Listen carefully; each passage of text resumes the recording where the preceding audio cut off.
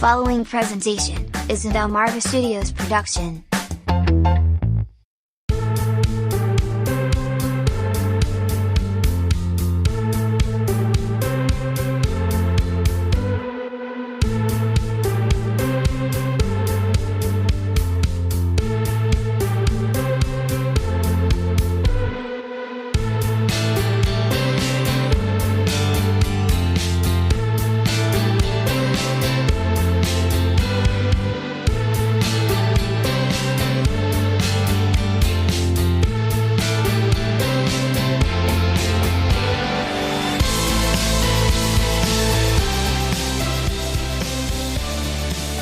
Welcome back, Truth Seekers.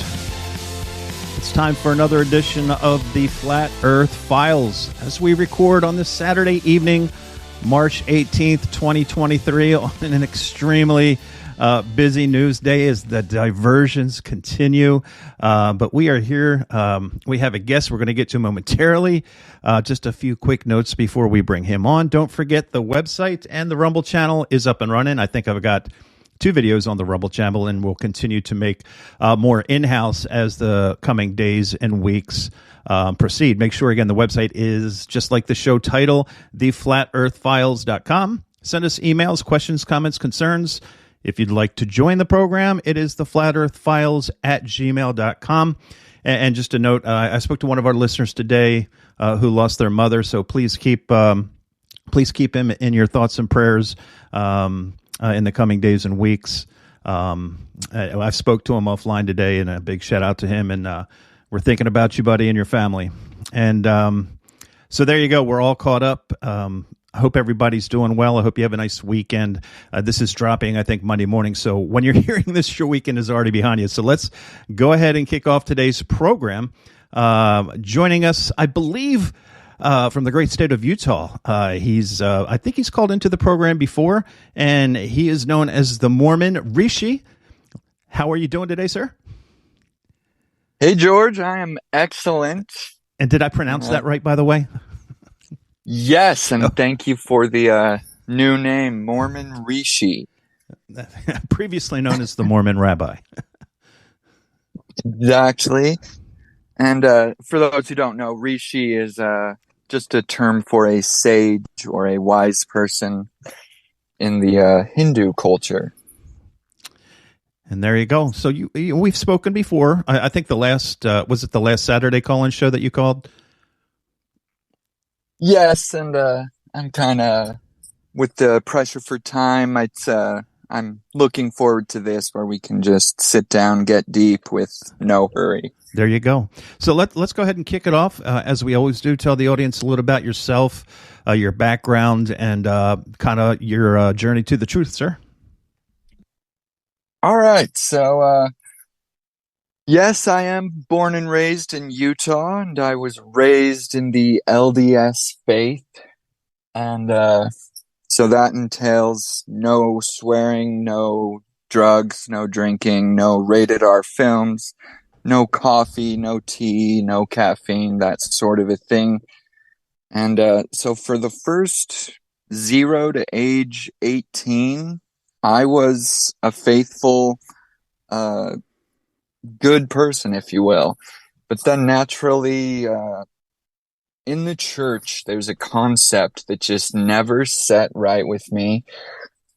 And that is how the Mormons believe that their church is true, and it's the only true church, and that everybody needs to come to learn of Joseph Smith, how he restored the gospel and convert to Mormonism in order to be saved, if you will.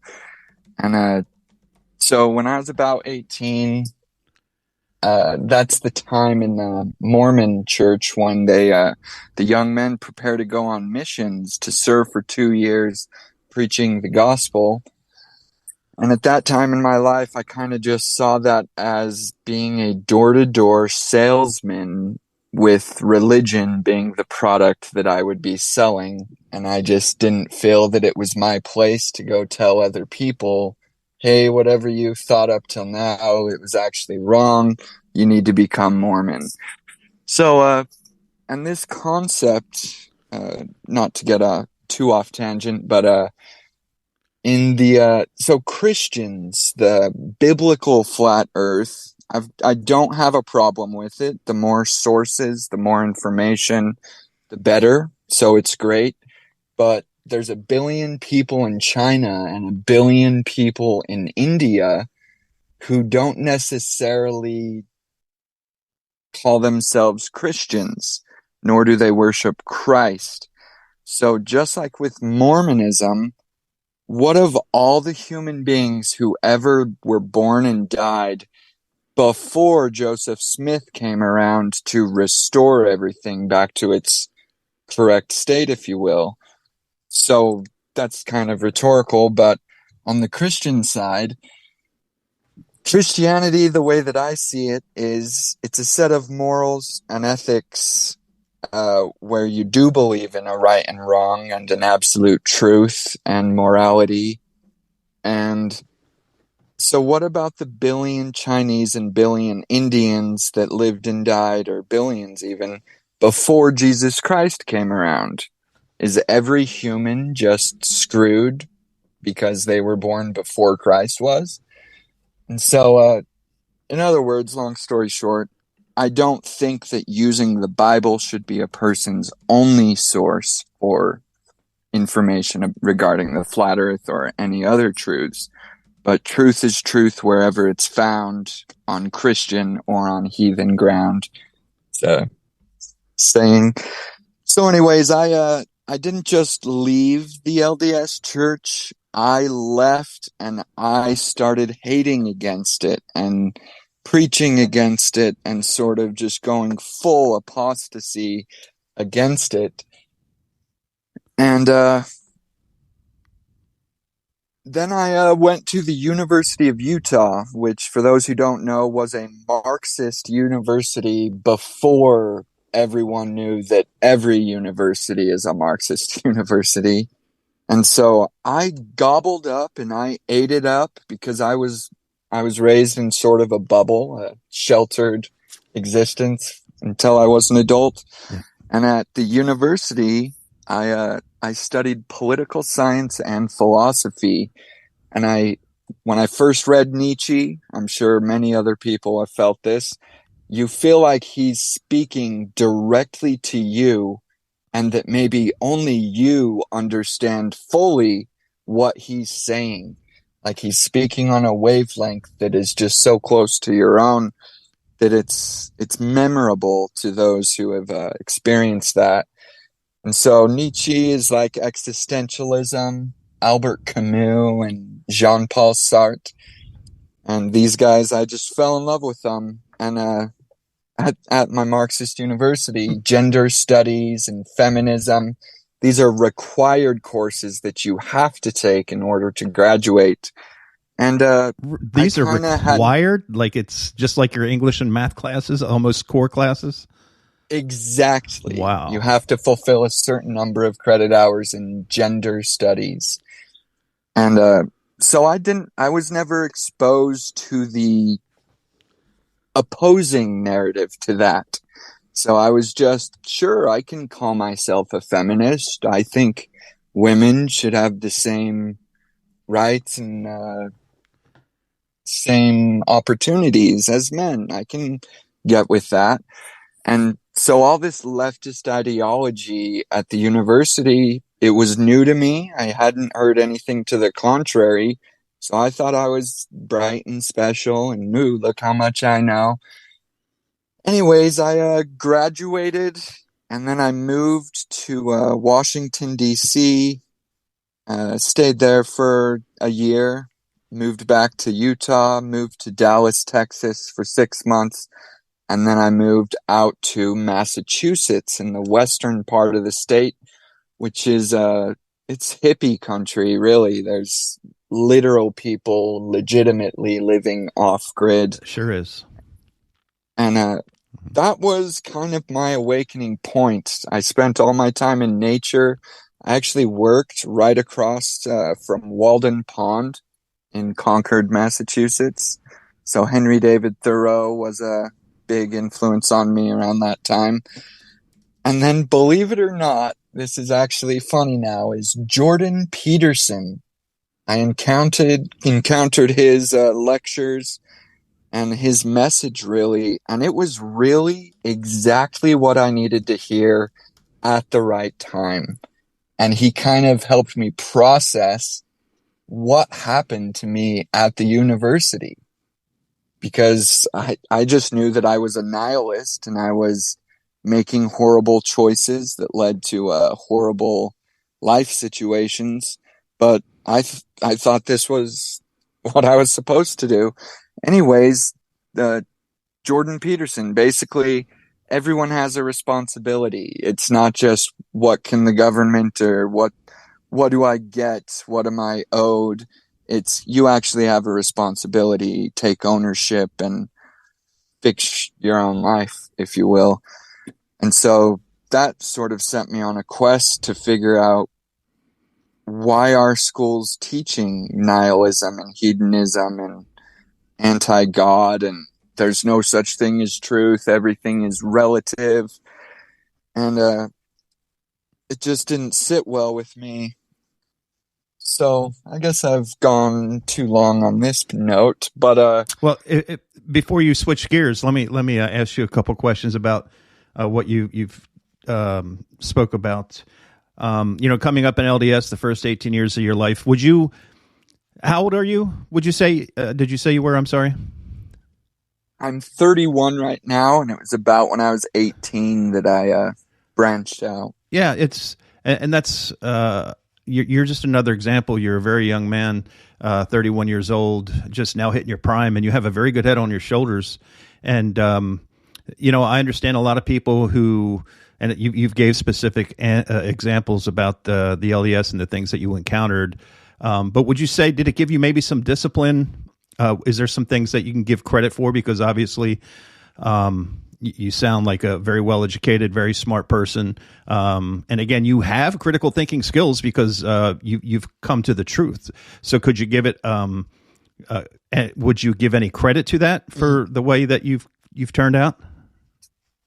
Absolutely. And yes, so just for the record, when I was like 20, I officially had my names removed from the church, which is the most extreme action a person could take. You could say that's how adamant I was and against it. However, now in my old age, if you will, I've come full circle, and I view the church as a net positive in a person's life. And one major thing that I'll give credit to is within the church, there's something called the Word of Wisdom. And that's not in the Book of Mormon, it's in the Doctrine and Covenants, meaning it's actually Joseph Smith's words or writing. And the Word of Wisdom is essentially what not to consume. Hot drinks, coffee and tea, they may be innocent enough, but they're an addiction. So it's always better not to have an addiction than to have an addiction, in my mind.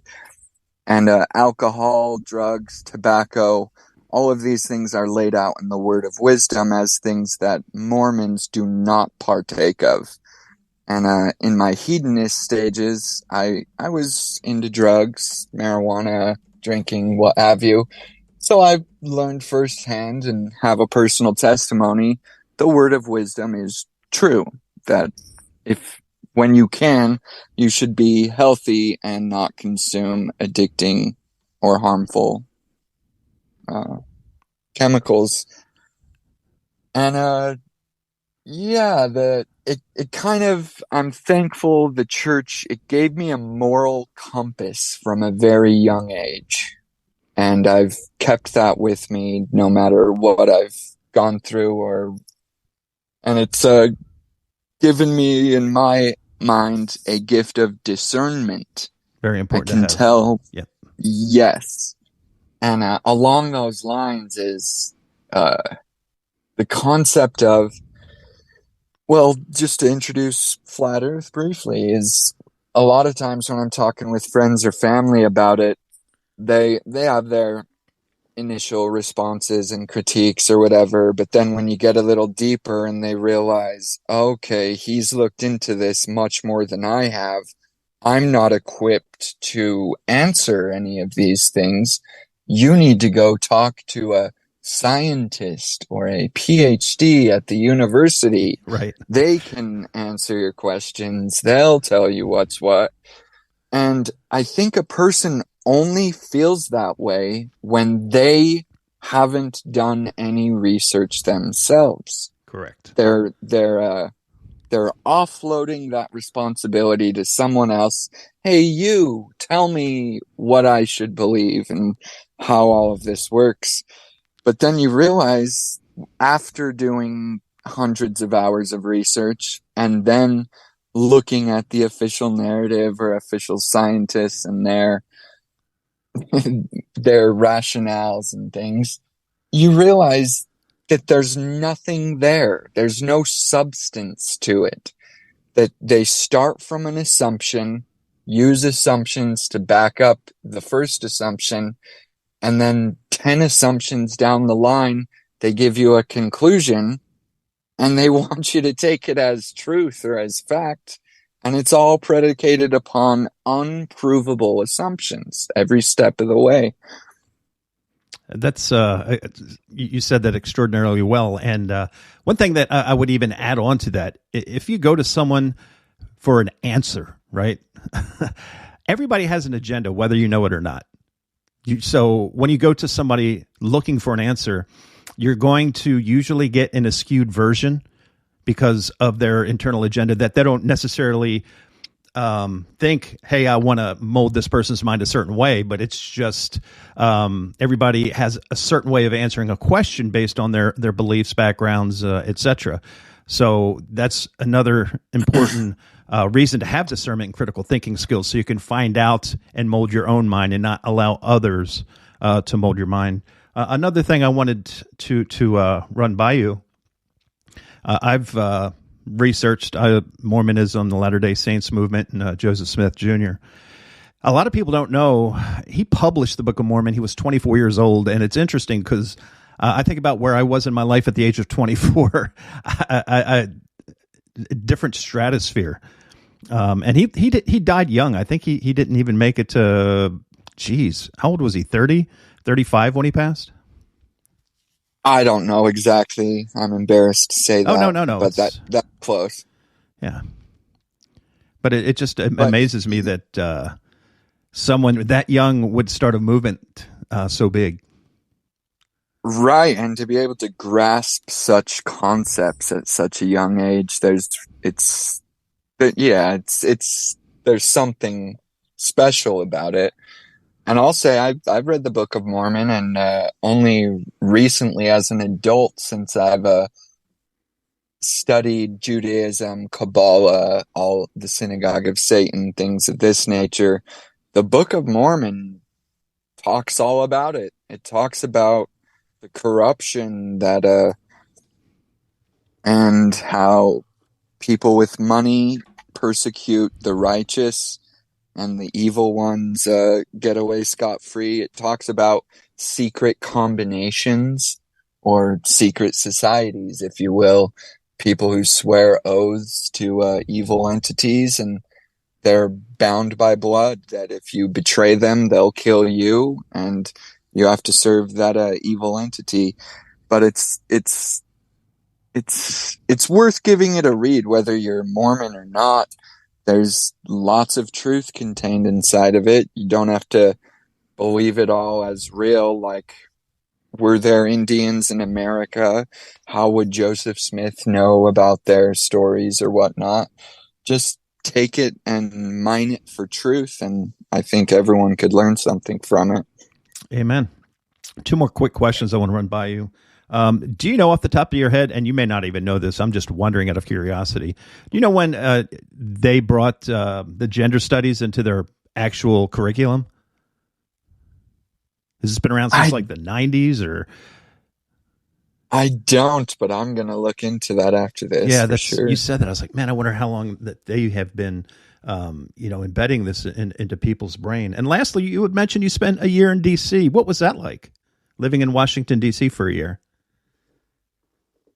So, good question. After I graduated, I was just bright-eyed and bushy-tailed and wanted adventure, wanted to see the world and get some experience, if you will. And I got a job at a patent law firm as just like drafting letters and mailing them out to clients and things, processing paperwork and whatnot. And to this day, for the past 10 years, I guess, I bounced around from different law firms, patent firms, as a paralegal. And currently, I work for the software company that law firms and big corporations use to manage all of their trademark and patent data. So I got this first job in DC, which is a huge area for patents. And it was kind of a shock, like going out drinking at bars and stuff with the attorneys, and like most of them are alcoholics and smoke cigarettes and stuff, like Jesus. sitting in an office all day and 80 hours a week or whatever. It's not a, I don't know. I used to debate going to law school or not, but ultimately I saw it as you're committing to work 80 hours a week, and that Absolutely. was not the life I wanted. But it was cool to see all the different cultures and people out there. There's like Afghanis and Ethiopians Hmm. and stuff, but you don't find many of different cultures in Utah. It's kind of a monotone. It is. I've been through Utah many times. I've never really spent any, more than a day there. Maybe in a hotel, driving, on route, was it 40 or 10, whatever interstate goes through there. And one last thing before, because I want you to continue on. You did mention about the Bible and the people. I know there's scripture in Ezekiel that addresses that, and I don't have it memorized. I wish I had a good enough memory to memorize all 66 books of the Bible, but I know it is addressed in there. But at the same time, I get where you're coming from, and And I go ahead. actually I'm sorry. did want to ask if you knew, like, am I missing something, or is there something I should look at, or Yeah, if you had any I know comments it's in on the that? book of Ezekiel. I don't know it off the top of my head. Obviously, I could, probably find it in a few minutes, but it is addressed in there somewhere that talks about, I think, the folks pre-Christ who lived before Christ died, and then something about, and if I say this wrong, please forgive me, folks, talking about a God will bring back a large majority of humanity back into physical life and give them some type of opportunity for salvation. I know it's addressed. Well, I'm 95% sure it's addressed in the book of Ezekiel. And I'll honestly take your word for it. I'm Yeah. not married to anything that I will say during this call, and I'm Oh, always absolutely. open Sure. to revise. Yep. And if I'm wrong, next podcast, I'll be sure to address it in the opening comments. But yeah, go ahead and continue on. You're doing outstanding.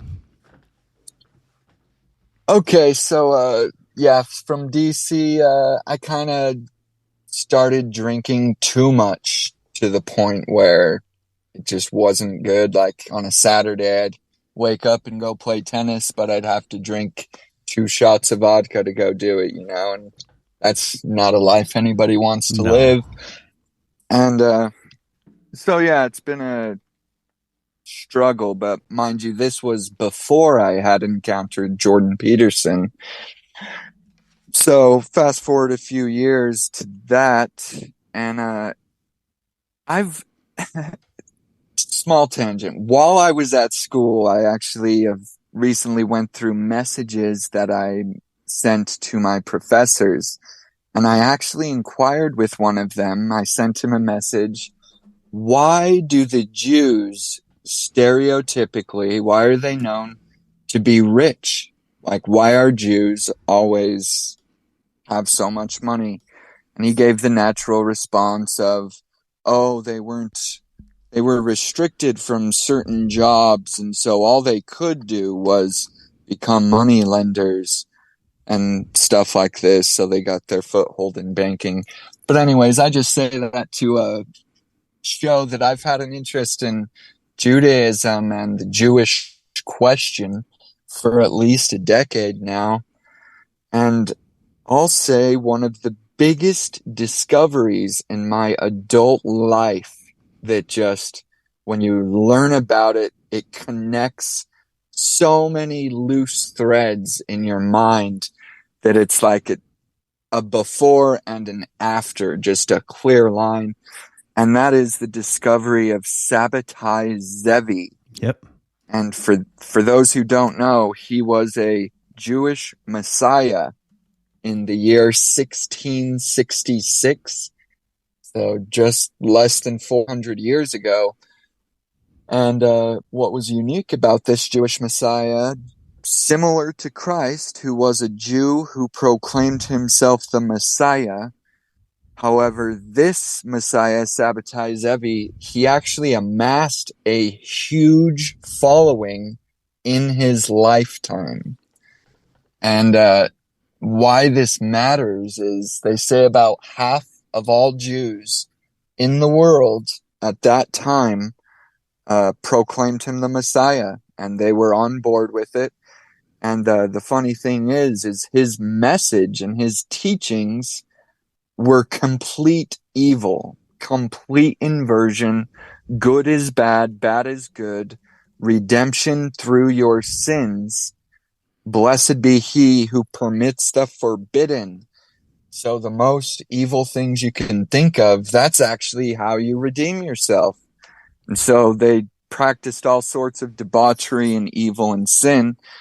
And it just connected everything to me for how come in the year 2020, America, why is evil everywhere? And why is evil the status quo? Why is everything in the media, music and lyrics and everything, why is it just degenerate and evil and wicked? Mm-hmm. And then you learn about 400 years ago, there's a Jewish Messiah who this was his teachings. This was his movement. This is what he was going for. And then you learn that after Sabbatai Zevi comes Jacob Frank about 100 years later, who takes all of the evil even a step further, including incest and wife sharing and sexual orgies and things for revelation, divining revelation through orgies. Isn't that something? Mm-hmm. But it's these movements, and this was Sabbatai Zevi was in Smyrna, Turkey, or the Ottoman Empire back then, and Thessaloniki, Greece, and Jacob Frank is more in the Polish area. But it was in these movements when things like feminism, environmentalism, and these ideas sort of started taking root. And so then you go up to like the Communist Manifesto, like, don't have to take my word for it, but that's a Jewish document through and through, rooted in Kabbalah. And it's not a political document by any means. It's Jewish Kabbalah in its nature. And then like Theodor Adorno and the Frankfurt School in Germany, and they just pump out communist ideologies and communist ideas and critical theory and all of this stuff. And you can kind of see a loose thread of how it all connects and leads one to the other until you get up to the modern day. And anyways, that was just one of the biggest discoveries that I learned, and it just answered a lot of questions that had gone unanswered, because I was raised sort of with the thinking of, oh, God will bless those who bless the Jews and curse those who curse the Jews. So no matter what, just bow down. The Jews are good. Keep your mouth shut type of thing. But currently, I think that is absolutely false, and that the Jewish question needs to be talked about. In fact, I think it harms Jews to keep it so hidden and occulted from the public knowledge. Like in media and movies, everyone's seen a movie with Catholic priests in it, or a cathedral, or a Catholic mass, or any number of Christian religions, but how many people actually know what Jews believe? How many people know what Jewish doctrine is? And it's not in the media. You actually mentioned recently, I was stoked about Murder Inc. And the original gangsters Yep. were Jewish. Absolutely. Yet, if you're raised watching Hollywood movies like The Godfather or The Irishman, you hear mob and you think, oh, the Italian mafia or the Irish mob, and you don't even think of Jews, but they were the most brutal and most powerful back then. But it's the Jews who run the media, so naturally they're not going to shine a flashlight on themselves, right? Yep. Couldn't agree more. And yeah, obviously that's a very deep dive, and you can talk about why are things like the Holodomor never talked about, the Caton massacre, on and on and on. But I want to go back just a couple steps, excuse me, to Sabotage Zevi. I always thought it was interesting. Now, this guy was a guy who preached, he was very much about the Talmud, and anybody who's considered a Gentile would be interested in reading this book and see what they think about you. But I always thought it was interesting. In the year 1666, there's your three sixes, was when he was imprisoned, and he basically had a choice, if I remember the story correctly, that he had a choice to either face the death penalty or convert into Islam. And then, for the next 10 or 15 years, however much longer he lived after that, he was always in his, what do you call the thing they wear on their heads? Excuse me. Turban? The turban, thank you. And brain fart there. And then, if I remember, Jacob Frank, is the official story that he went against the Talmud and he ordered like all the folks in Poland to burn the Talmud? What's your story? What's your take on Jacob Frank?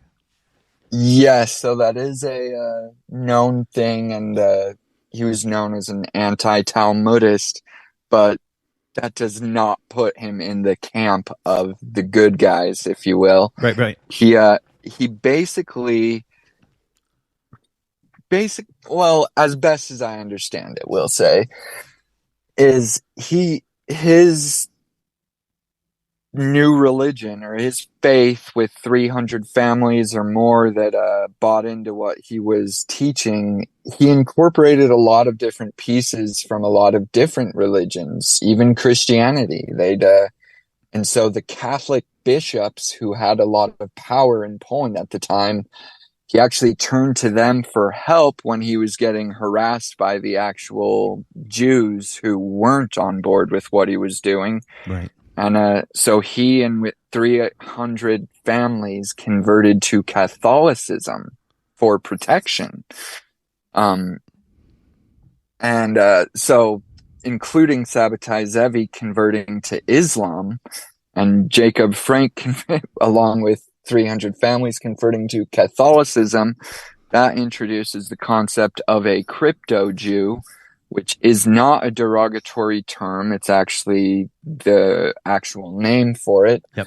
Crypto Jew is a person who converts outwardly to any religion, but in private retains their Jewish rituals, practices, and beliefs.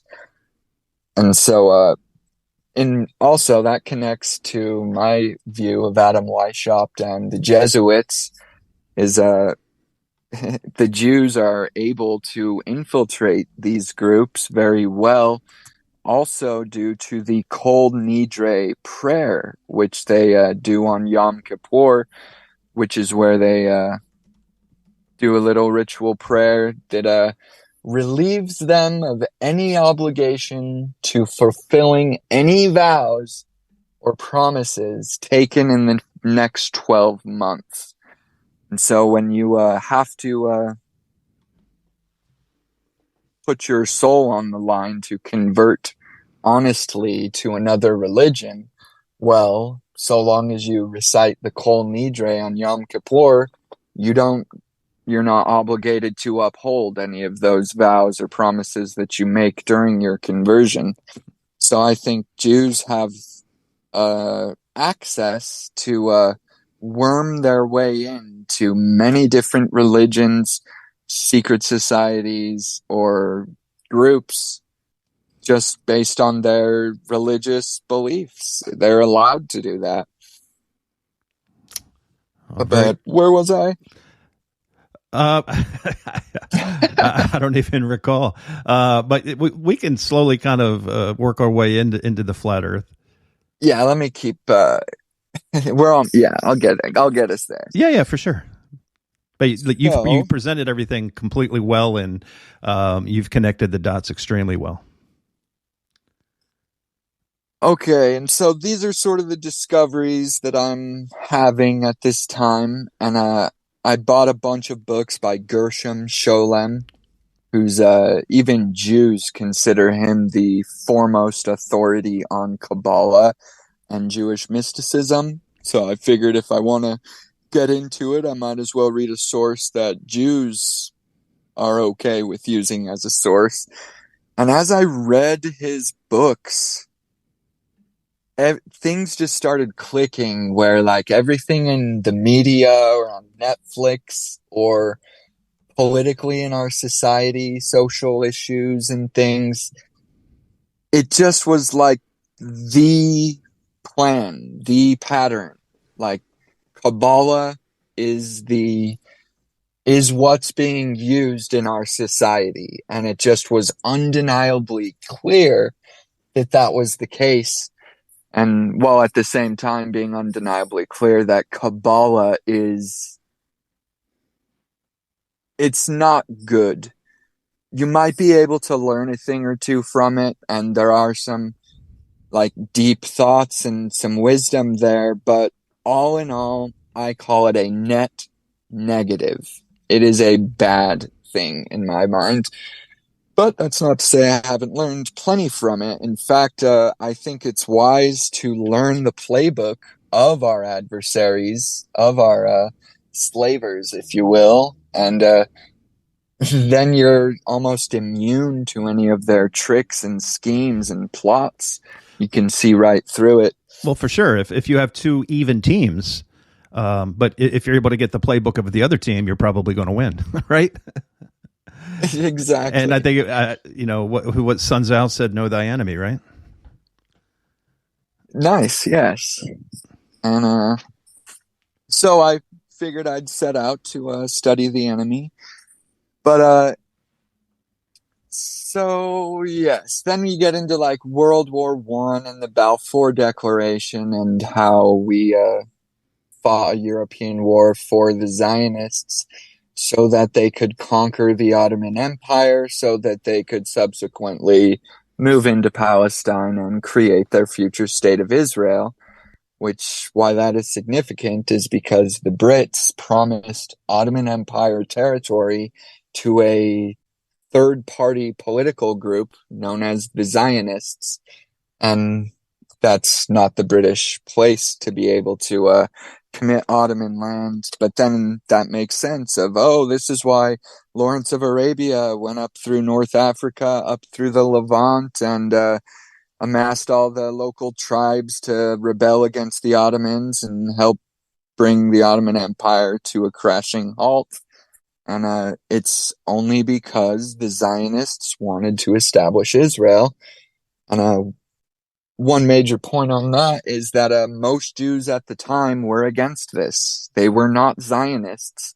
They believed that the true Messiah would return and lead them to establish the state of Israel, whereas the Zionists just wanted to force the issue and say, hey, we can do this, we can colonize, we have big guns, we can just make this happen. And they did. But most Jews were not willing to uproot their comfortable lives in Europe to move to a desolate, desert, arid wasteland of Palestine. So they needed to create a big strife. They had to make life so miserable in Europe that Jews would willingly flee to Israel.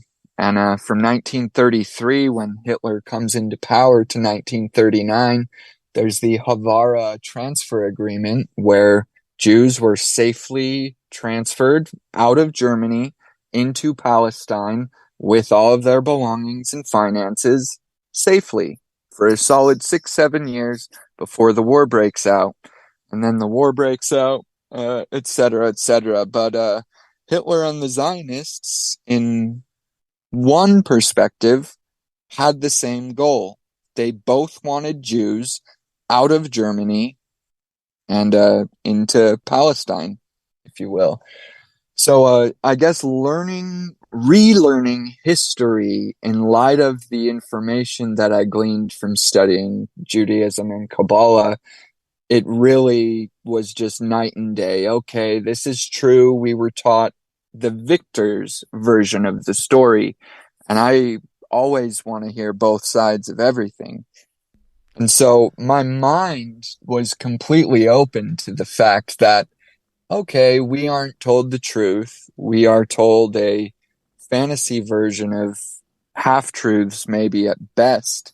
And so I wanted to go through things and look at it from my new perspective. And I guess a perfect segue into Flat Earth is I saw, funny enough, I saw a Rumble video of Joe Rogan flip-flopping on the moon landing. It has like 10 minutes of him from several different shows saying all these reasons why the moon landing was fake. And then at the end, it has him talking with Neil deGrasse Tyson on his podcast. And he's just, oh, you're right. I was so dumb. I can't believe I thought of that. Yeah, you're right. You're right, Neil deGrasse. And he just totally folded. And just in that video, I was sold on the first 10 minutes. What he said made sense to me. The reasons, the evidence that he gave, if true, completely correct in my mind. The moon did not happen. And then to see that he flip-flopped, it kind of just made me want to look into it further. And can I ask you to pause for just a second? Because I don't know if I've even seen that video, but I know that he's flip-flopped. Is it true that when he was on YouTube before he signed the $85 million Spotify contract, was he the moon landing hoax guy on YouTube? And then when he got the money, is that when he came out and changed his mind? I would say yes. Okay. He actually was known as the moon landing guy, and then once he gets set up financially, he's no longer there. In other words, he joined the club. Yes, 100%. Right. Nice. And one thing I'd like to add too, before I forget, because I know I'll forget, because you mentioned the Havara agreement. If I remember seeing this, if it's still on there, go to Wikipedia or just put the Havara. It's with two A's, HAAVARA agreement into Google. Yes, into Google. And then if you click on the wiki, if it's still the same it was, I think I was actually looking at this page 2 weeks ago or a week ago. It'll say part of a series on the Holocaust. So here, and I'm not backtracking back into this because we're on Flat Earth now, but if I didn't say it now, I would forget. So here's something, agreement between Germany and the Zionist Jews. I remember this because it was on my father's birthday, August 25th, not 1933, but August 25th.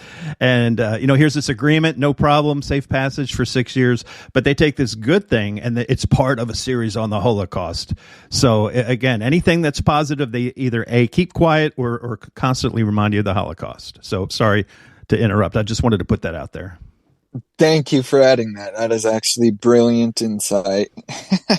I would have forgotten. They turn anything that could even paint Hitler in a modest light and turn it into just negative. Yep. Yes, sir. So that's very interesting. You brought up Rogan. He obviously sold out. He joined the club, and I always wondered if he was always kind of part of the club, because anytime you make it to Hollywood and you get to that level, because he had news radio where he was a mid character, but then he had a big show where people would come and pour worms on themselves and stuff. So he was kind of already financially set. So I don't know if he was always been a part of the club, and this is just a long-term role he was playing, or he got just big on YouTube and they said, "Hey, we got to get hold of this guy." And they just print money like Monopoly money. So obviously, Vanguard, BlackRock, the folks who own everything, they just cut him a big contract and put him on a leash. Is that what you think happened? Yeah. Yeah, I think that if you want to grow bigger, you have to be on board with their narrative. I mean, look at Owen Benjamin. I'm not sure if you're a fan of his. He's a little bit vulgar, but all in all, he speaks truth, in my opinion. Yeah, he And caused a lot of stir in the last 24 hours. really, Yeah.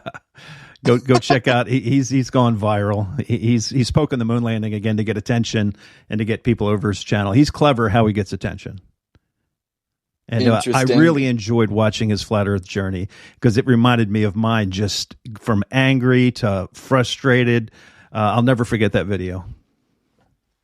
yeah, and I found some. I mean, I was just listening to one of Owen Benjamin's stream, and he just casually mentioned that the landing was fake, and he just said it so nonchalantly, like it's obvious and everyone should know that. And I'm like, what? And I agree with him on just about everything. So when I heard him say this, it was like, all right, I've got to look into this. And I did. I dove deep into all of it. And it's like, if someone says the earth is flat, okay, naturally, a few years back, I'd see flat earth this, flat earth that. My natural response was, these are the insane type of conspiracy theorist, and would never click on it, would never give it the time of day, because those are the cuckoo type conspiracy theorists. And then after uh, looking into the moon landing and learning all about that from every which way, that kind of primed me and prepped me to, oh, now I am willing to see what the whole flat earth thing is all about. And part of that for the moon landing and flat earth is you go to Google, you type in, was the moon landing real? And you read what the government and CIA, what the top results are, what they want you to read. And you read their explanations and their narratives and their proofs. And then you compare that with all the questions and discrepancies that you have. And it was fairly obvious to me that which side was correct. They don't have answers to things. They don't have real evidence. And the stuff they offer up that they expect people to just read and say, oh, okay, I guess I believe that. It was just weak. So weak. Like, I have a coworker who phrased it well. He said he's mad that he can't prove the globe Earth. Like, forget about flat Earth. Just, hey, go prove globe Earth. I'll give anybody listening $1,000 if you can demonstrate via an experiment that's testable, repeatable, and verifiable that the Earth is a globe. But you can't. So when you discover that there is no evidence, there's no just experiment that was done that it's like, oh, great, it's a curve, we're on a sphere, we're spinning at X miles per hour. Yeah, people just think. They naturally are so good-hearted, Americans are and Christians are, Yeah. that they can't even conceive somebody would lie to them about something like that. So they just assume it must be rooted in science and fact, or these scientists in schools and universities wouldn't teach it, right? But lo and behold, that is exactly what it is. It's your last interview mentioned the pendulum experiment, and Yeah. I liked the way he went through that. I would just add one thing, and that is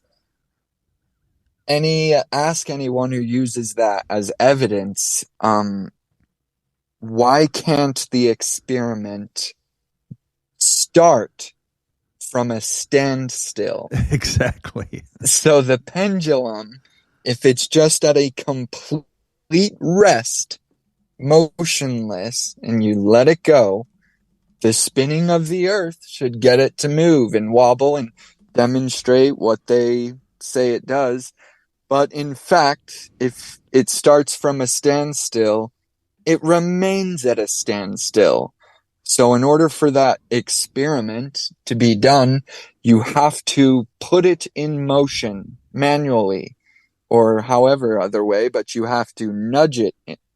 And when you do this, it's impossible to apply force to it and not influence it in a certain direction.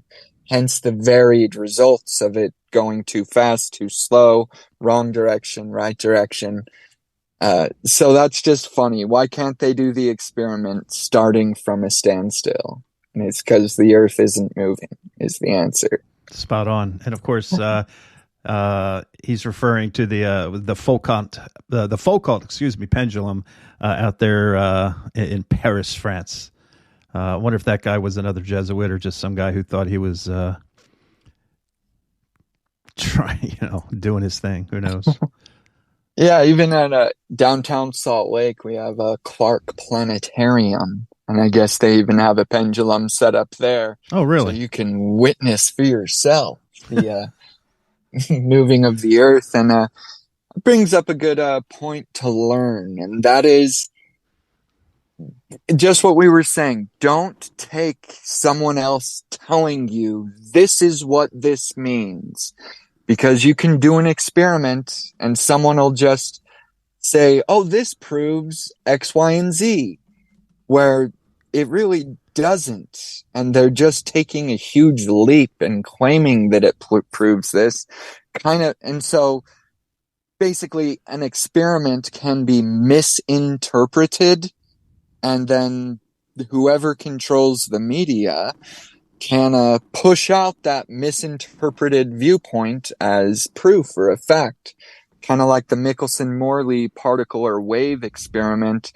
Einstein says, oh, that proves that there's no ether and that light is constant. That's right.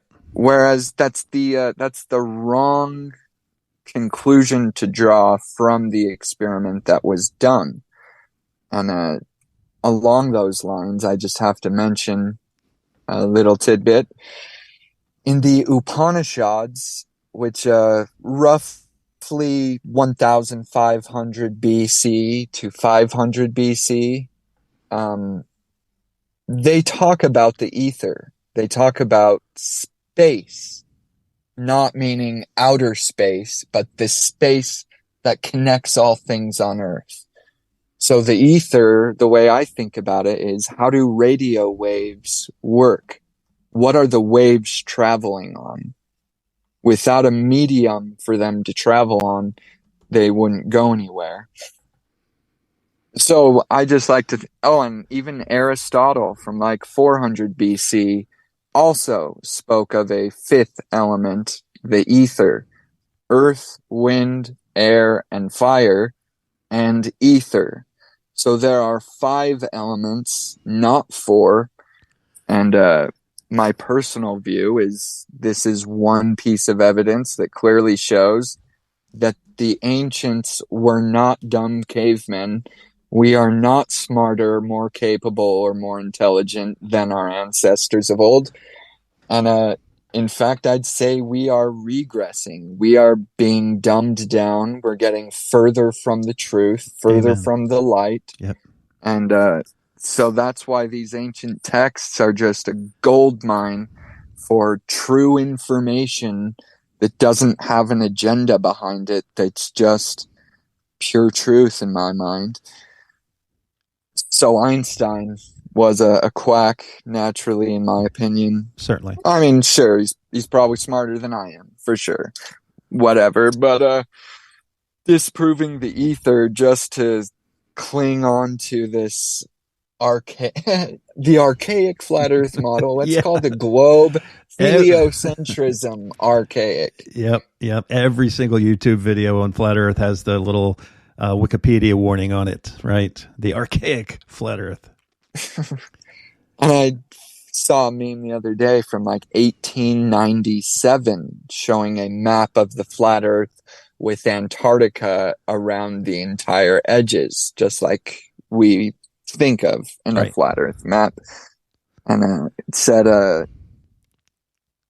this has been around for a long time. You are the one who is new to this. Yep. I'm going to have to make a meme. I've been kind of back on my Instagram lately. I'm going to have to do a couple memes on that. You know, I actually was going to do some work tonight after the little ones went to bed. But now you mentioned in that Fifth Element, I'm going to have to go back and watch that old, was that Bruce Willis, the Fifth Element movie that came out in the 90s? I'm going to have to go back and watch that and see if there's any hidden meanings in that movie. You're right. I didn't even think of that. There may be some connection. They always tell us. There will be. They always tell us. Because that was a pretty weird movie, you know? Yeah, I probably haven't seen that in a decade. Okay, so this brings us... Earlier today, I just sat down and just with no notes, no anything, just wanted to write down what stood out to me as strong pieces of evidence or points that I think are convincing. So I could read a few of these, and if you want to give any comments, feel free to stop me at any point. Absolutely. Okay, so also Crow 777. I just want to say that name. Look him up if you've never heard of him. You can learn a lot from his podcast and his streams. 1,000%. And you don't have to look far. You can go to my website, folks, and on the video section, if I'm not mistaken, his is the very first one I have embedded in there. I think he and David Weiss did like a 2 or 3 hour podcast. Was just a banger. So you can check it out, and all his show links and descriptions are right there. Amazing. And so, yeah, from listening to Crow, he inspired me to buy my own telescope and actually look at the sky clock above us. And I did that, and I maybe have like 50 hours under my belt. Nothing crazy, but I've looked enough to be able to tell the difference between what is actually above our heads and what the images that NASA produces on Google are.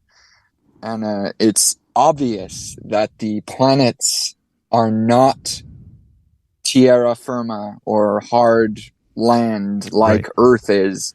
They're not rocks that we can go walk on and drive a rover on or anything like this. They are luminaries. They are lights. And no amateur astronomer can reproduce anything that NASA releases as real, because they touch up everything on their computers and CGI and things to make it look rocky and less like a gaseous luminary, if you will. So, yeah, that's one thing, just the images that NASA shows us versus what a person can actually see. 1,000%. It's obvious. They spend more time on Microsoft Paint than they do taking pictures with a telescope. I would agree. And another thing I have to add is people who resort to the claim of a scientist or a PhD is going to know more about this and have the answers. They don't understand academia or tenure or how to fit in at a liberal university. You basically have to echo the existing narrative. It's an echo chamber. If you can't publish or get published anything that's unique or that goes against the grain or against established norms, if you will. So I really don't care to read or listen to people who have gone through the entire academic nonsense and haven't seen through it yet. You know what I mean? Right. Spot on. I agree. And so here's one that I kind of just naturally say to my friends and family when I'm trying to communicate to them about the moon missions. And that is, JFK announced in 1961 we would put a man on the moon by the end of the decade. And lo and behold, in 1969, about 8.5 years later, they did it. Okay, great. Whereas that is the 1960s. Okay, think about an 8-track cassette tape, or a cassette tape, a CD-ROM, or a floppy disk, and then you got like MP3, and then an iPod, and now everything's digital. There's a standard progression of technological advancements. Correct. That's evident to everybody. And so Barack Obama in 2012, he announces a new moon mission. Artemis, we're going back to the moon. Okay, well, we are now 11 years from that announcement, and all NASA can come up with is an unmanned mission to fly sensors into the Van Allen radiation belts so that they can gather data and hopefully build a technology that will enable them to go to the moon. Okay, so in the 60s, with 60s technology, they sent men to the moon in 8.5 years. And now in 2023, after 11 years, we still can't send men to the moon. That's right. This is rhetorically obvious in my mind. That's a great point that hasn't been mentioned very often. And you could, I want to say I remember hearing a clip where almost every president since maybe Carter had mentioned either going back to the moon or going to Mars in like within that decade. And there's the story of every president just continuing to kick the can down the road, the proverbial road. And, you know, going from airplanes to leaving this earth and landing on a moon in just now obviously the Wright brothers was like 1909 or something, you know, but in a 50-year span is like going from fire to the internet in a week. It's just unprecedented. And you know, the Kennedy speech, we choose to go to the moon, which was you know, I think it was actually in the fall of 62, so within 7 years. And again, NASA wasn't even a thing until 1958, so within 11 years. And of course, you've got the NASA director, who they named a telescope after. He bounces like 8 months or 6 months before the moon mission. He didn't want to be a part of it. He probably had a lot of guilt on his shoulders from the murder of Gus Grissom. And at that point, it was obvious, if it hadn't even been filmed already. And even some of the most evil people in the world do end up getting, you know, some type of morals bestowed upon them at some point. And that is what I find really interesting. And the link between, I'll close with this so you can continue on. The link between Capricorn 1, which came out about a decade later, where the president, they even made it in Capricorn 1. They're like, the president didn't come to one of the biggest events in the history of mankind. You know, Nixon, he wasn't there. He didn't show up for, you know, the biggest moment in mankind. So there's just so many holes in the moon landing mission. I am with you there. And speaking of the James Webb telescope. James Webb, thank you, yeah. Some people might not know this, but NASA has a zero-gravity plane called the Sophia. Yep. And that plane is equipped with telescopes of all kind of infrared or all sorts of different imaging capacities, if you will. And it's been pointed out in many different occasions that the James Webb or the Hubble telescope, these are supposed to be out in deep space, hundreds of thousands, if not millions of miles away from Earth, taking deep space images. And what's hilarious is when they take images of these supposed deep space objects, the Sophia telescopes, which are just in a jet flying however high it flies, it takes better quality images and it takes more detailed images. And they actually use the Sophia telescope images more often than the Hubble or the James Webb. And when you look at them side by side, you just think, how could a telescope that's just in a plane on Earth get a better image than something that's way out in deep space? And so then you realize, oh, there's a firmament. The moon landing was fake. Nothing leaves the realm of Earth. And the Sophia is the best that we can get, if you will. And and if you want to shine the light the other way, the satellite story, which we can get into later if you want to, but most of the things that they claim as satellite images are taken by the U-2 spy planes that we have, because they do have a much higher, I think they get up to 60,000 feet or so. So I think satellites, the way they present them, are a bit of a farce as well. Sorry to jump in there. No, that's good. And yeah, that China balloon, I mean, well, who can know for sure? But I'm of the opinion that that was just our own malfunctioning satellite, and it was drifting in its path and might have even floated off to the Bermuda Triangle and fallen to its resting place forever. But someone in Montana just happened to be able to take a picture of it.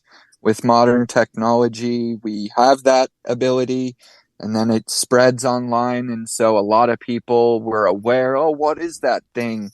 And so the government had to do something, so they just dropped the C word, China, China, and that distracts everybody, and then they put on a spectacle, shooting it down just because they had to at that point. If it is a Chinese thing, they had right. done.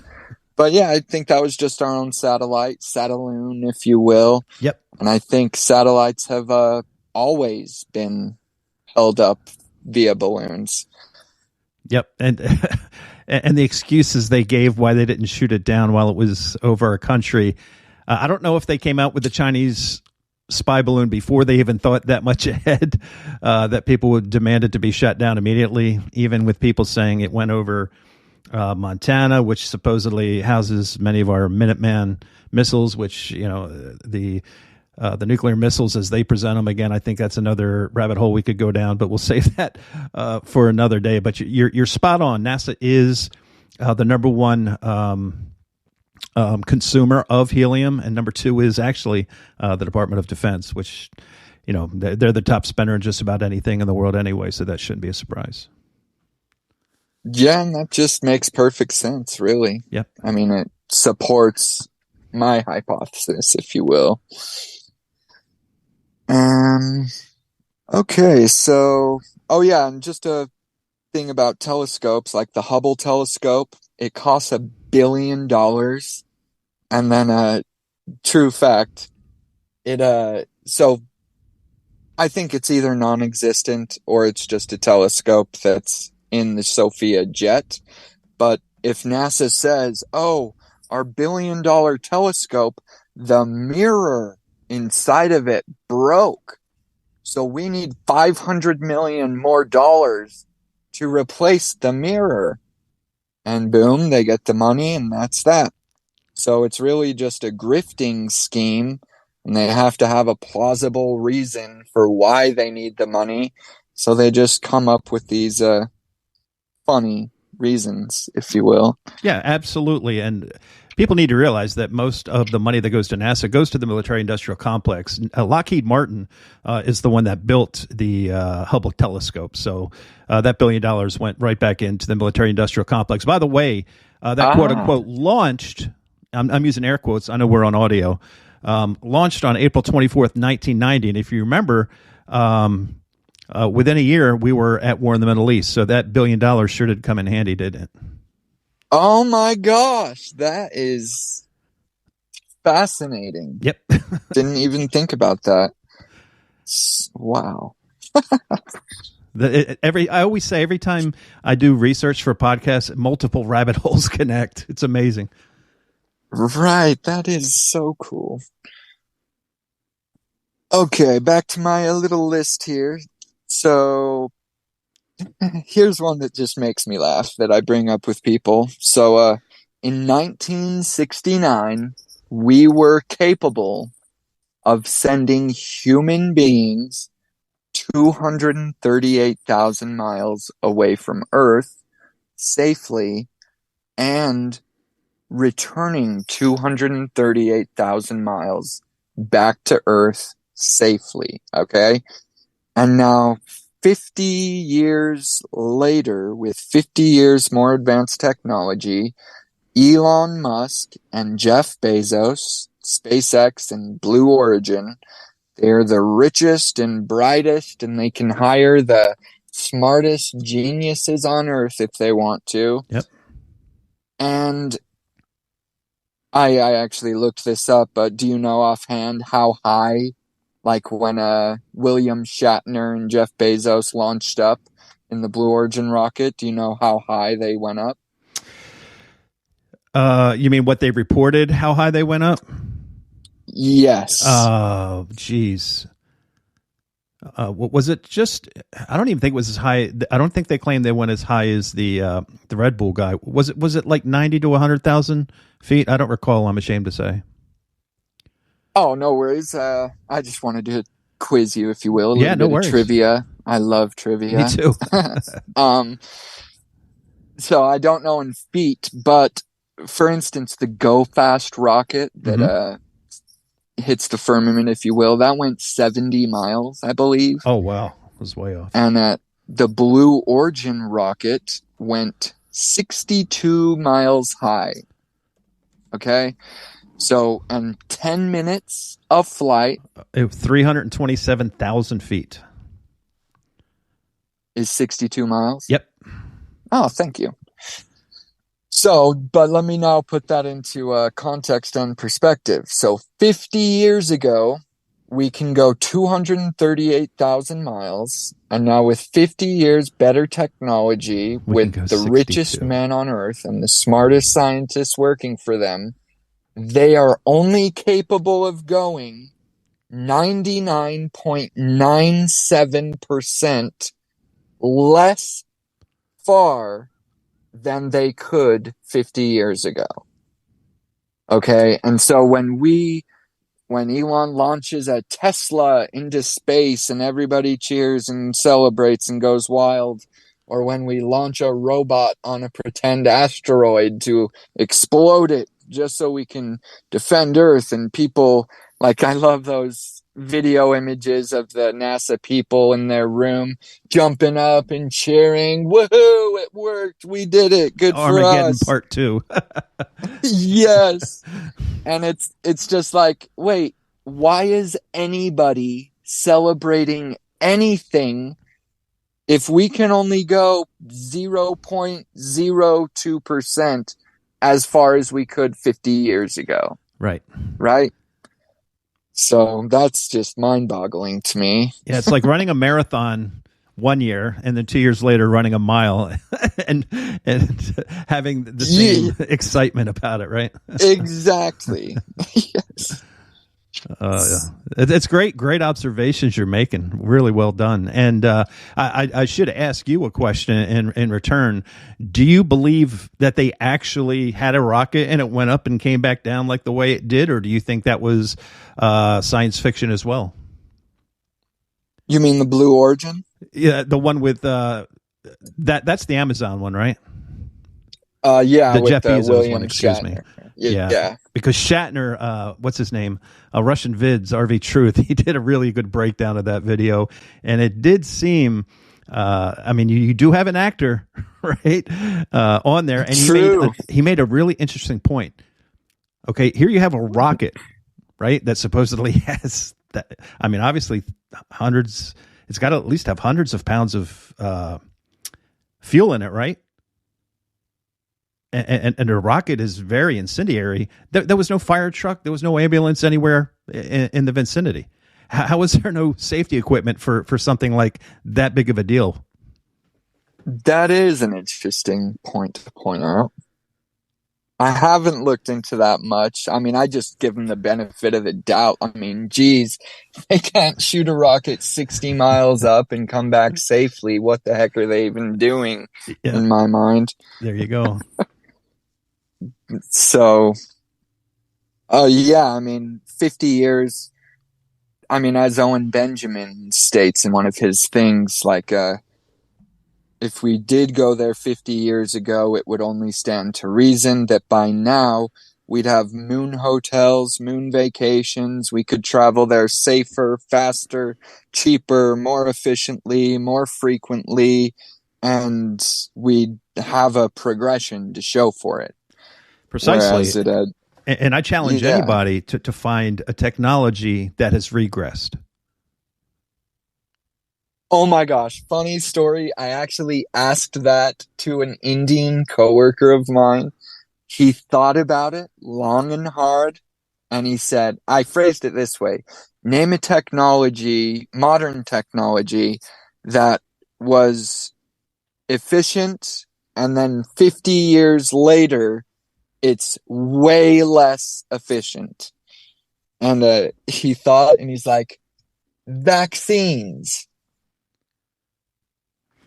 Because vaccines, like with polio, people think take the vaccine, it cures you, you're good. Great. Vaccines are awesome. But nowadays, modern vaccines do nothing. And so there's one example of a technology that has regressed. Wow. But that's only if you ever give credit to vaccines in the first place, which Right. The vaccine from the 50s that you just mentioned, that had more to do with running water and cleaning facilities than it did have to do with a shot. I believe it. I Yep. straight up would believe that. Yep. That's funny. And all right, so here's another approach that I take with people, trying to get them to see the truth. Occam's razor, naturally, that is the fewest assumptions that need to be made to account for or to prove what you're after is probably the truth. And so just imagine you were born 5,000 years ago, and you are an adult, if you will, and you're just using your five senses, and you're on Earth, and you're looking around, and you see day and night and the stars and everything. Who would naturally come to the conclusion that the sun is the center of everything, that the Earth is spinning and rotating and shooting through space around the sun, and that we live on a sphere? Because in other words, heliocentrism, in my mind, and this is something that people should get clear, is there was no evidence or experiment or something that happened that suggested, wait, we might be revolving around the sun. They just took that as the conclusion and then backfilled and created whatever they need to explain it. And I feel like some people can do that with religion a lot. Like, if you say the LDS church is the one true church and the only true church, then any and everything that you encounter or hear, you're going to funnel back into supporting that belief and conclusion. So if you say Earth isn't the center, the sun is the center, and we move around the Earth, okay, then any phenomena or anything that's observed, you have to force it to make sense and to fit with that conclusion. And that's not a proper way of doing science. And so, yeah, I mean, part of Flat Earth is researching, how do we know the shape of our Earth? How did we ever come to learn that it's a globe? And I mean, I forget they actually do still use the ship floating out from the ocean as actual proof, which Yep. makes no sense. No, it's been debunked time and time again. Let me ask you a quick question as you talk about that. You know, heliocentrism really became mainstream in the early 16th century with Copernicus. Do you think this guy was just trying to get attention? And, you know, I'm a smart guy and I did some math and these things work and brought about heliocentrism as just trying to get attention? Or do you think this was part of a more long-term sinister plan? And I'm talking specifically with Copernicus. And obviously, it's just an opinion because we don't know. This guy lived 500 years ago. But what are your thoughts on that? I forget, was he connected to the Catholic Church in any way? Yes. Okay, so that is enough to muddy the waters for me. And as having him being misincentivized and not just coming from a place of I'm seeking truth. I'm seeking the truth. He's like, I could see him serving the Catholic Church's needs, but I can also see him being like a Dr. Fauci. And this is something that kind of cemented things that I had long suspected, in that like Fauci I mean, there might even be people listening right now who respect him. And when he'd speak, they'd think he's coming from a place of genuine truth and kindness, and that he's actually looking out for their interests. Whereas I see Dr. Fauci as a stooge, as a puppet who is an actor, literally get some FaceTime on some cable TV, say a few one-liners that are scripted for him to say beforehand. But he's just playing a role of, here, you wear the white lab coat and we'll put your face on and you spread this message and people will believe it. And so I could see Copernicus, Galileo, all these Freemason guys as just being there. Back in their day, they played the role that organizations wanted them to. I agree, and it continues to this day. You know, the world is all a stage, and you made a great point, Fauci. The folks who play the highest levels of politicians, I believe, not just in this country but around the world, the top tier of Hollywood stars play a part of that role. It's interesting; the actors play a role. Like obviously Tom Cruise, or not Tom Cruise. Well, yeah, maybe even Tom Cruise and Tom Hanks. These guys portray a role. I don't think it was a coincidence that Tom Hanks was the first real big name to come out and push the COVID narrative. They all have parts. They are all compensated incredibly well, and nobody. Well, I should take that back. These people aren't going to give up their lifestyle. Number one, because they're making incredible amounts of money. They have incredible fame. And, you know, do they regret these decisions later in life? Maybe, probably. I don't know. But I tend to agree with you with your outlook on Copernicus. Very nice. And yeah, some actors, it's like they recur in movies that are like similarly themed, as in like revealing truths, if you will, like Jim Carrey, The Truman Show. Like, obviously there's a bigger message to that movie, right? Yep. Also, one thing that I have to give you credit for, and it's only because you are the first source that I heard it from, and you said globes are in nearly every movie. Yep.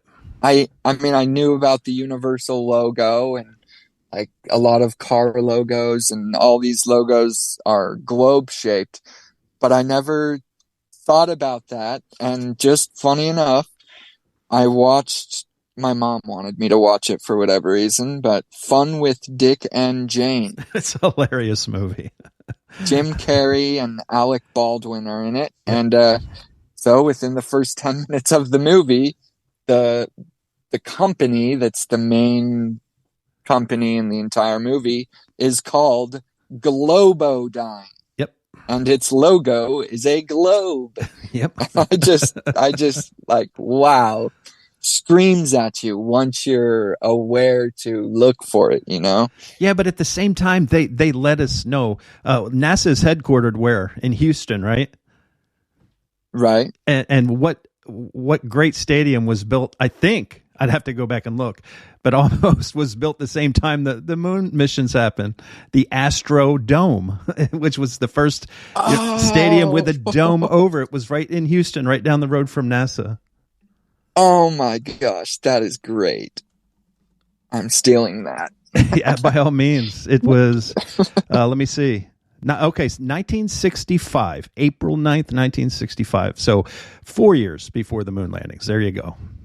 But that's, I always thought that was one of their jabs. Nice. So let me quickly.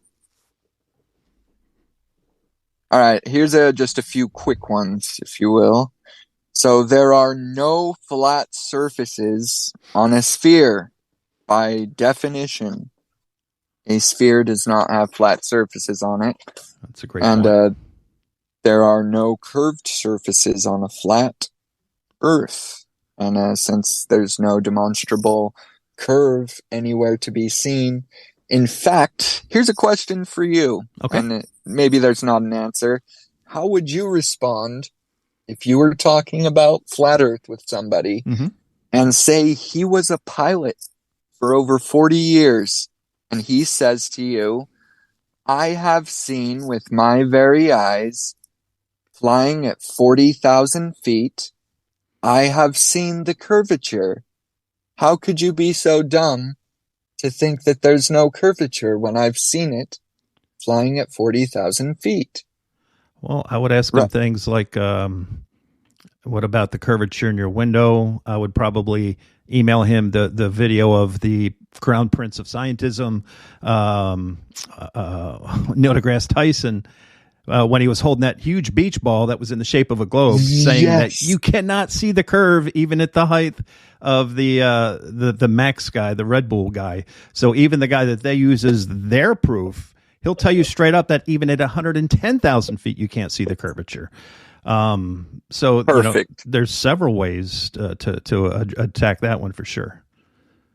Right. And I kind of think also, just when you were there flying, did you think to yourself, I'm going to look and see whether there's a curve or not on Earth?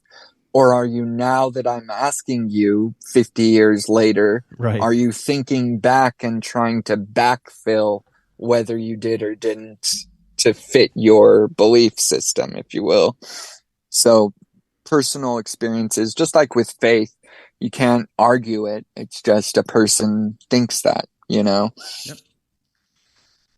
But, so that's a good answer. And did you see the thing about, I think it was a PhD student in Colorado messing around with radio waves of some kind?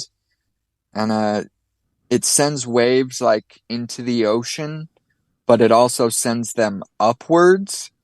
And they noticed that the waves would reach a point in the sky where it literally could go no further. And this PhD person termed it the impenetrable barrier, because he just noticed a phenomena that the waves just stopped at a certain point and they don't go any further in the sky.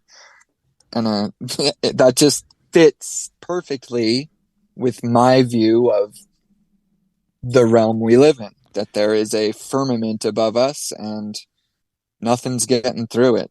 That's interesting. I even say robots and rovers and whatever, nothing's getting through it. And if it was, it's not communicating back to us here electronically through the Van Allen belts. That's impossible.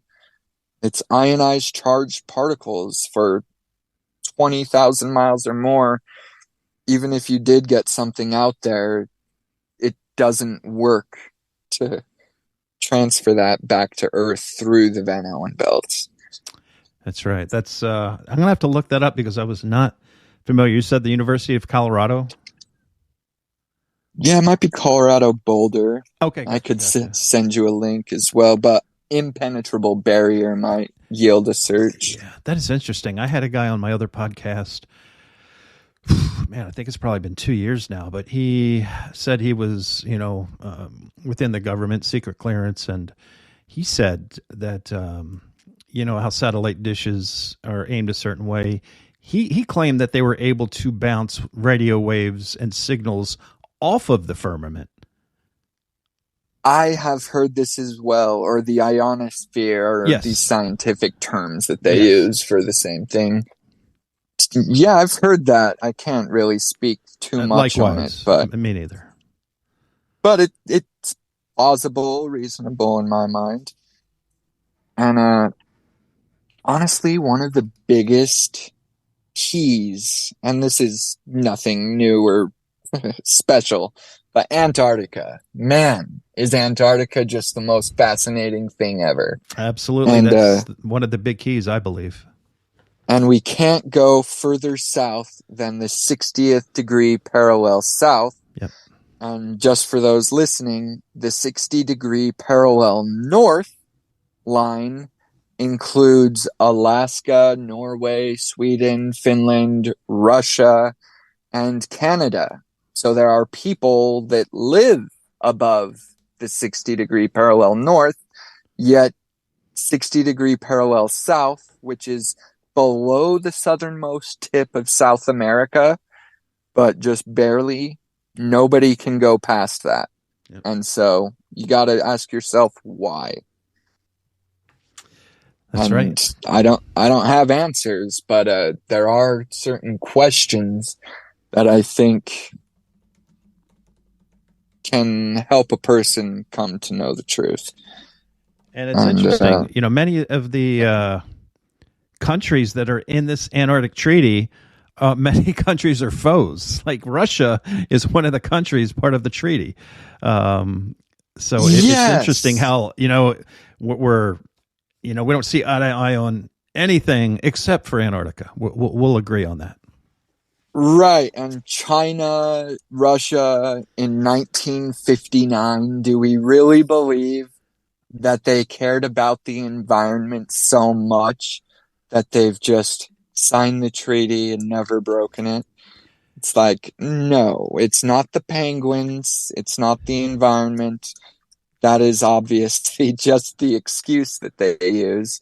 But if there's any sort of action that like we can take or to do, like real quick, when I first learned all of this and discovered it, the moon landing, my personal opinion is, if you are 99.9% sure that we didn't go to the moon, you have work to do. It is possible to come to a full, complete knowledge 100% the moon landings are a lie. And so if you're on the fence, if you're unsure, if you're 90% sure but not quite, you've got to keep going until you're 100% sure. Let me just ask you, you don't have to answer. Are you 100% sure we didn't go to the moon? I mean, personally, yes, but I mean, that's been my belief for quite some time. Just, if you think that not you personally, but if people think that we went to the moon with, basically you can quantify the technology they used was that of equivalent to an Atari 2600. Look at the technology of an Atari 2600 with those archaic games, and that's the technology they used to go to the moon. I don't know. Wow, that's a good image to think of. But I mean, for me, that's that I am. I don't know. Just even with the moon rock that they claim they brought back, it turned out it was some old petrified fossil. wood. Yeah, petrified wood. Thank you. The shoes that are in the Smithsonian Institute don't even match the footprints that they publish.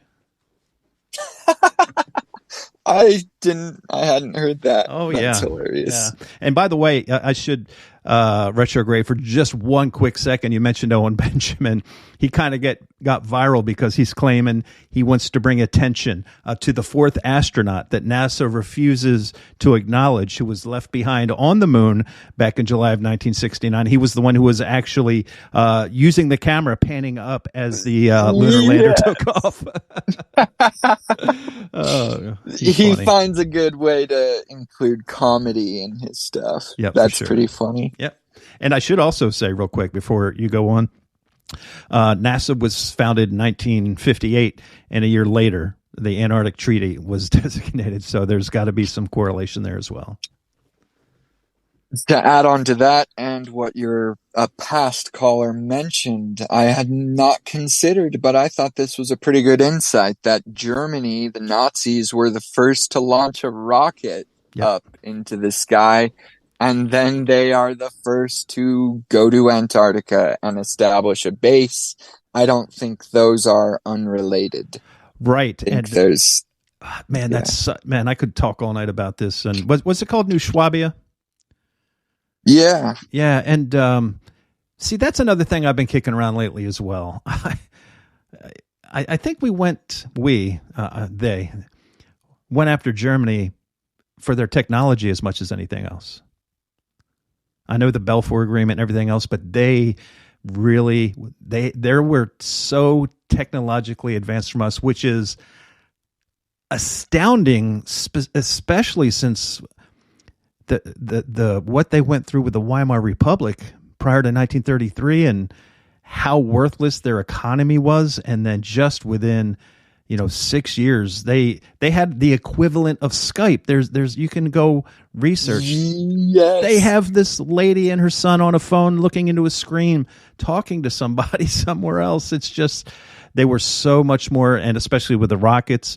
And that's obviously why both Russia and the United States looked past the quote-unquote evils of these people who were quote-unquote responsible for the death of all these people to bring them for their technology.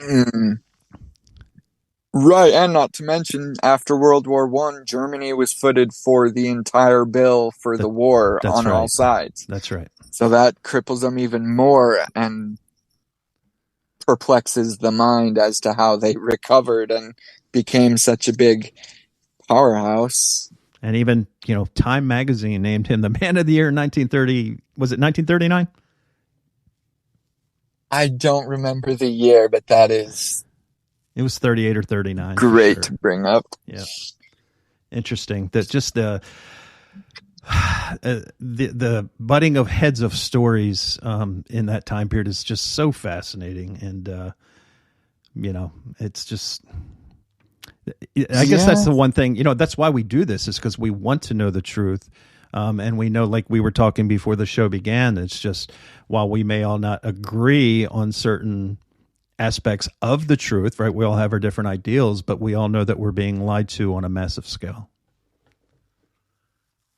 Yes. And that, if I could even take it a step further, I think we are living in a Truman Show, or to put differently, there's the natural world that is Mother Earth and God's creation, if you will.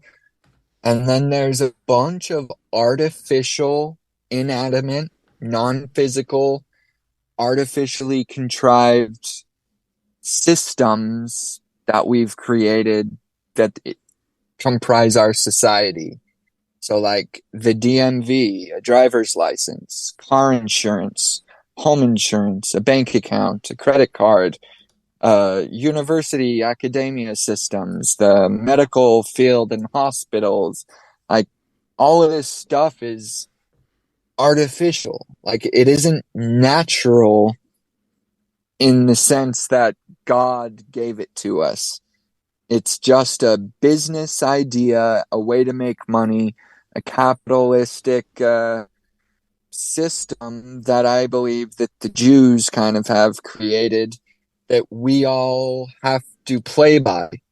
And in society, we're just living like it feels like we're just born to consume.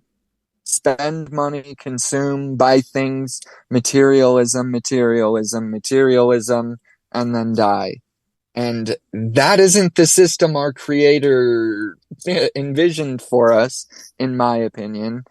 And so I love nature, and I believe that we can use nature as the starting point or as a reference point to judge whether something is good or bad or useful or whatever. It's just how well does it align with nature, or does it go against nature?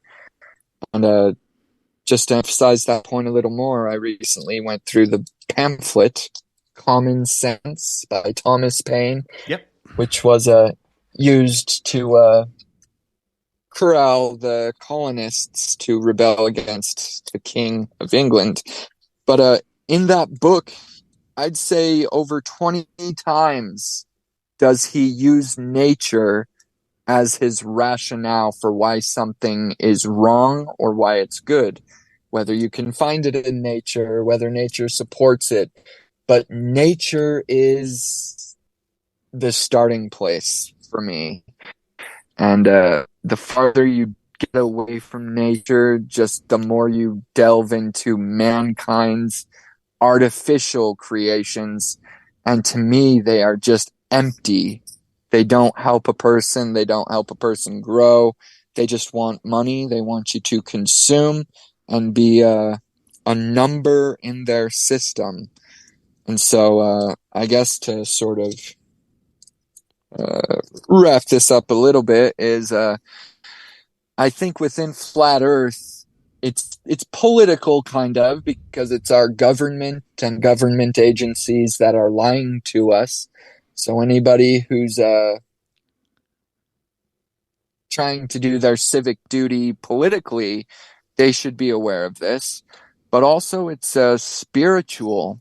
And I will echo what many a flat earther has stated before me, and that is, I mean, I kind of wasn't an atheist, but God wasn't a central theme in my life.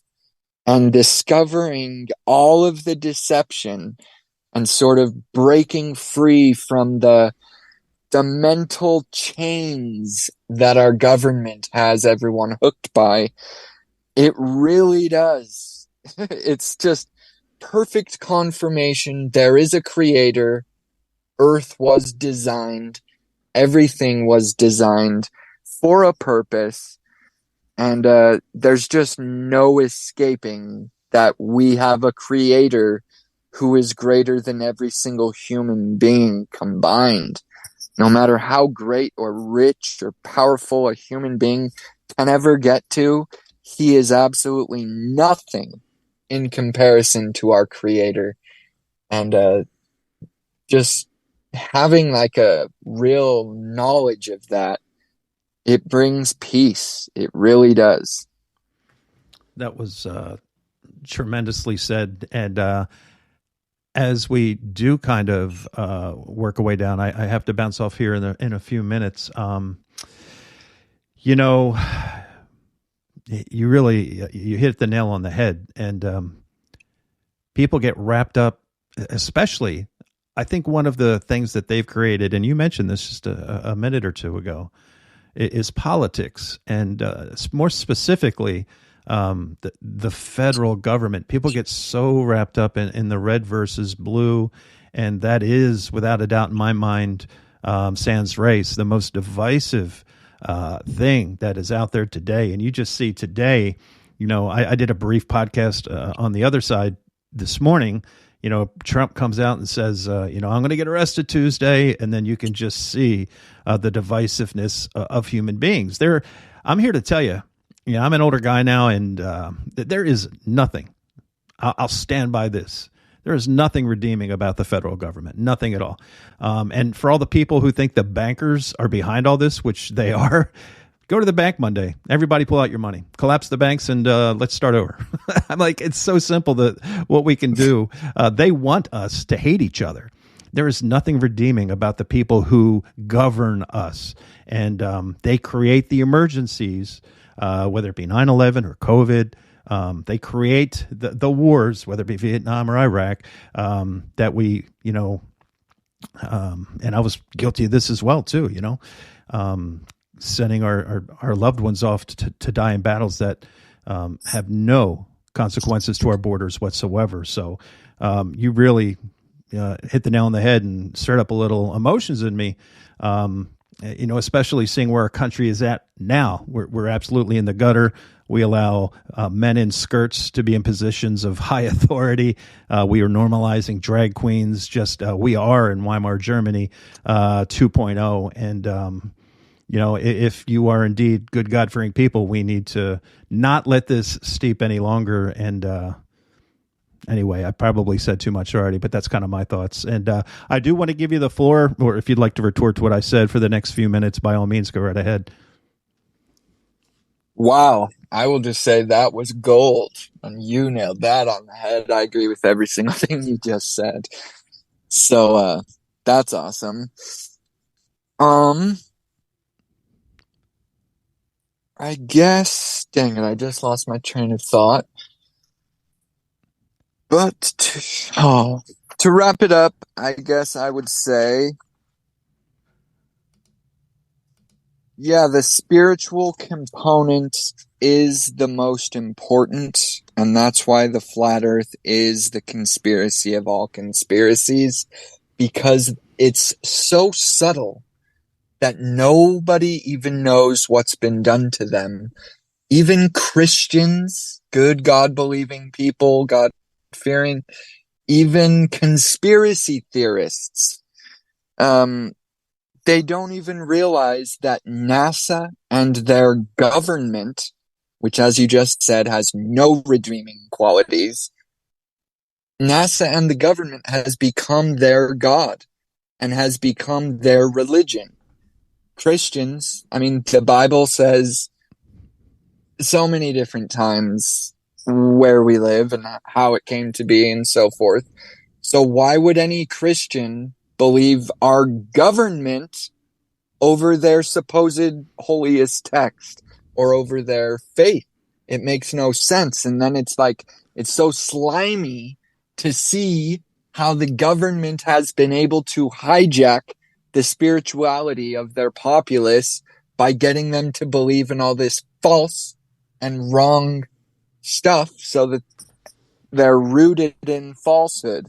And if you're rooted in falsehood, it's going to take you a long time to ever get to know truth, if you even do in your entire lifetime. And so it's beyond sinister the way that they're fielding and occulting the knowledge that there's a creator, that Earth is the center of the universe, that each human being does matter. They were designed, they were created specifically, and that the human being, that their consciousness and soul and spirit is endlessly capable. It's powerful beyond all imagination.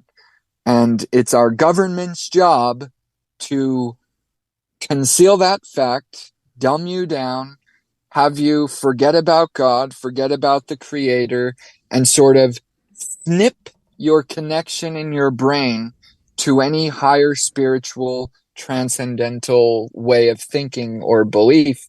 And it really just ruins a person's spiritual capacity, I guess. And so that's why we got to get the truth out and spread the knowledge of how fully the deception goes and the full extent of it. And so that's been my journey, starting with my loved ones and close friends. But I think if America is ever to change and get its head on straight, that we have to root out the falsehoods and build upon a firm foundation. Our entire country and culture cannot be predicated upon a lie. That is a recipe for failure. And so we have to correct and discover truth. And part of discovering truth is discovering that mankind has limitations, that there are things we will never know, that we can never know. Humans have limits, and that is a truth.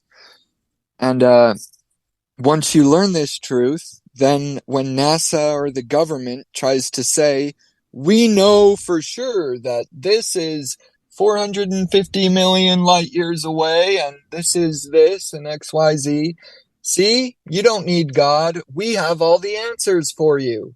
Just listen to what we say and you'll be good. And it's just crazy. I mean, I get kind of worked up at times just wishing things were different and imagining a world and a society that didn't have satanic demons leading us, but actually had good-hearted, moral people making choices and decisions for the benefit of their constituents. I mean, isn't that the way it was supposed to be? Yep. But obviously today we have, oh, and I guess I will just say, just if your last caller, you mentioned about taxes. I was actually surprised to hear your take on that, but just everyone does have to do their own thing, and you got to make choices for your life and your situation. Yep.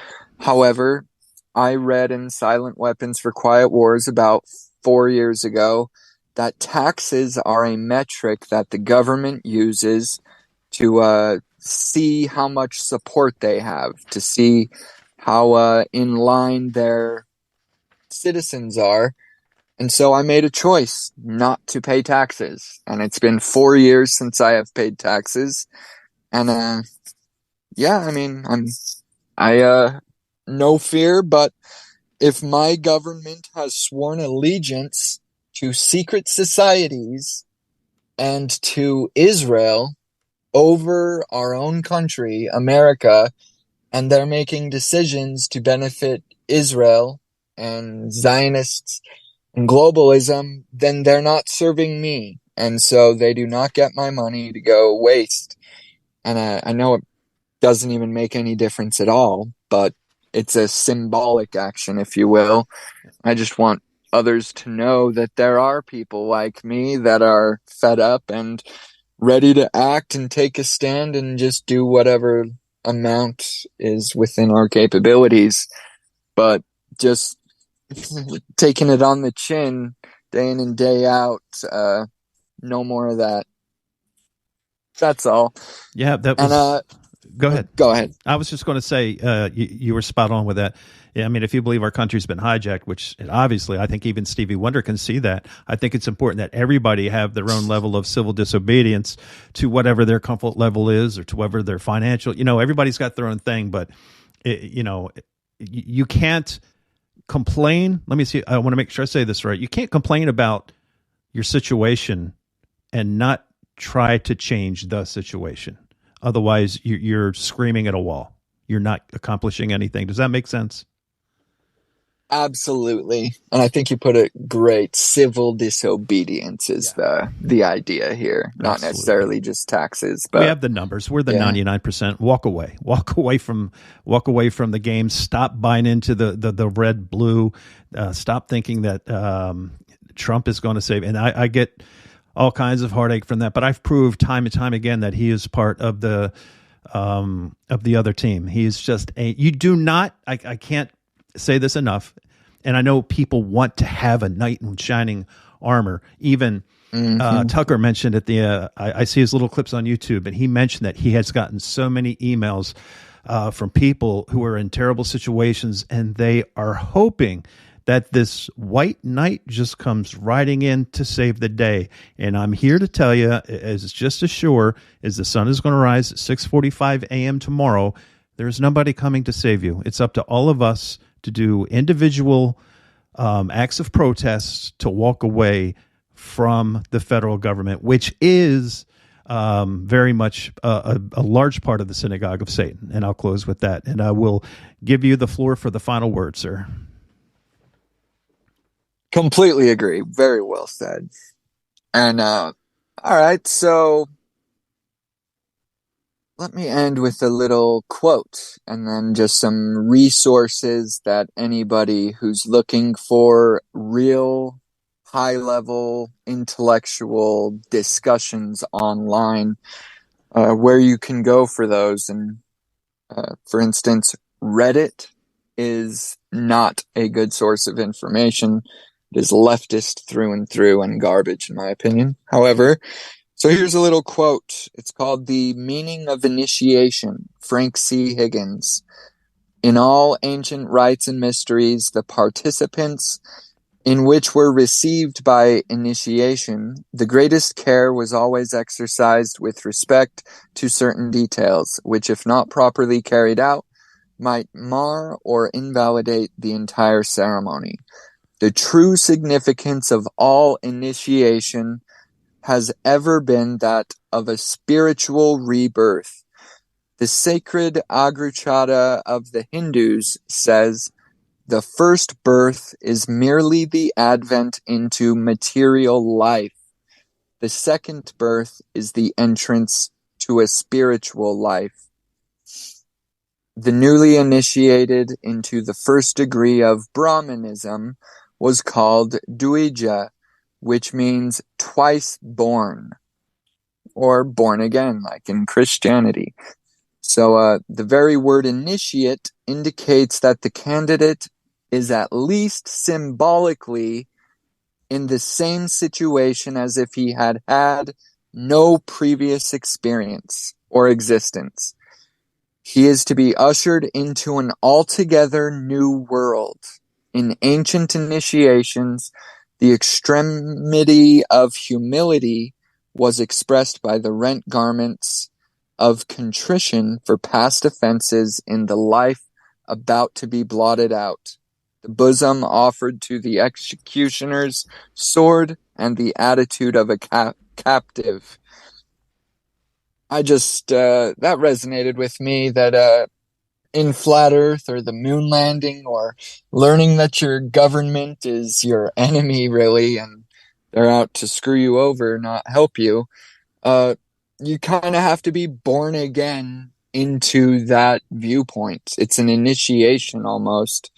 And so the first birth, or being born into this world, that's the material life. You're born into the physical material world, but at some point in your life, I think that we all must transition into a second birth, which is the spiritual life. And once again, that's why I say that the spiritual component of Flat Earth is most important. Yes, I am the Mormon Rishi. And if anybody wants to send me a personal email, feel free. Anyone in Utah wants to meet up, that'd be awesome. I can talk for hours and hours and hours about this type of stuff. My email is snevs@proton.me, snevs@proton.me. And my 2 or 3 favorite sources for information: stolenhistory.net and sacredtexts.com. It's a sacred text archive that has all of the main core texts for every single religion or society, if you will. And then naturally archive.org, which has older texts that have been digitized. I will reiterate that the earlier that you can read something, the better. Like pre-1900 is good, but even pre-Civil War is better. It's really, when you read firsthand the books of old, it's a night and day difference. They just talk a more simpler, direct, true language and less nonsense and beating around the bush, if you will. They just get right to what matters. So, yeah, I'll end with that. And I want to thank you so freaking much, by the way.